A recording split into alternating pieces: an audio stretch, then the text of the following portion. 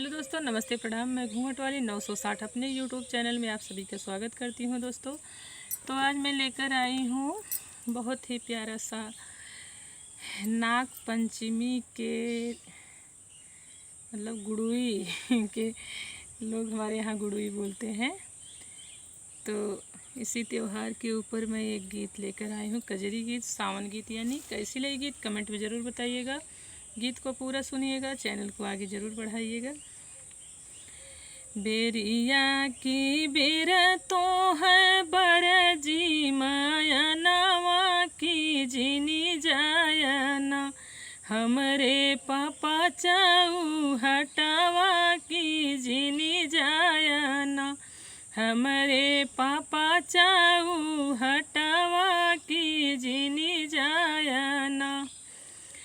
जिस जिस जब मयना पापा चाऊ हटावा की ओस ओसना, ढूंढई पापा के नयनवा की ओस ओसना, रोवई पापा के नयनवा की ओस ओसना। अरे सब कर बेटी खेलाई सावन में गुड़ुइया, हमारी बेटी न झंखई अपने ससुरवा, हमारी बेटी न रोवई अपने ससुरवा, हमारी बेटी न। बेरिया की बेर तो है बरजी मयनवा की जिनी जायना, अपने हमरे चाचा चाऊ हटावा की जिनी जायना, हमरे चाचा चाऊ हटावा की जिनी जायना। जिस जिस जब मयना चाचा चाऊ हटावा की ओस ओसना, रोवई चाचा के नयनवा की ओस ओसना, बिलखई चाचा के नयनवा की ओस ओसना।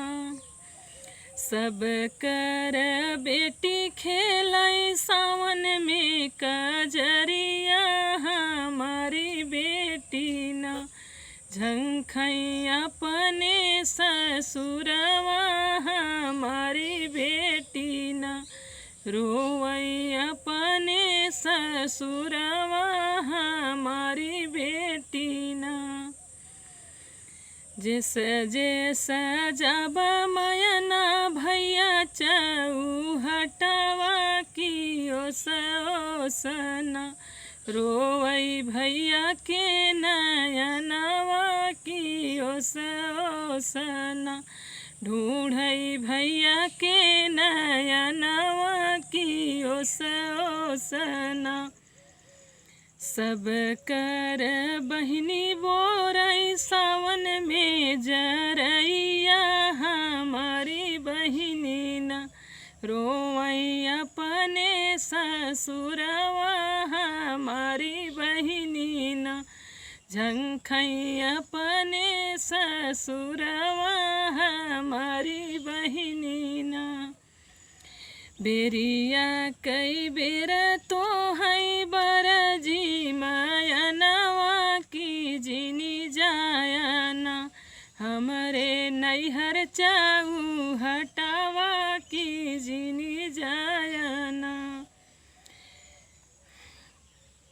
तो दोस्तों, ये था मेरा प्यारा सा दर्द भरी कजरी गीत। ये तो सबकी बेटी है कि ऊपर होता है दोस्तों। गीत कैसी लगी कमेंट में ज़रूर बताइएगा। प्लीज़ मेरे चैनल को सब्सक्राइब करना, वीडियो को लाइक करना। फिर मिलो कोई अगली नेक्स्ट वीडियो में अच्छे गीत के साथ। तब तक के लिए नमस्ते प्रणाम।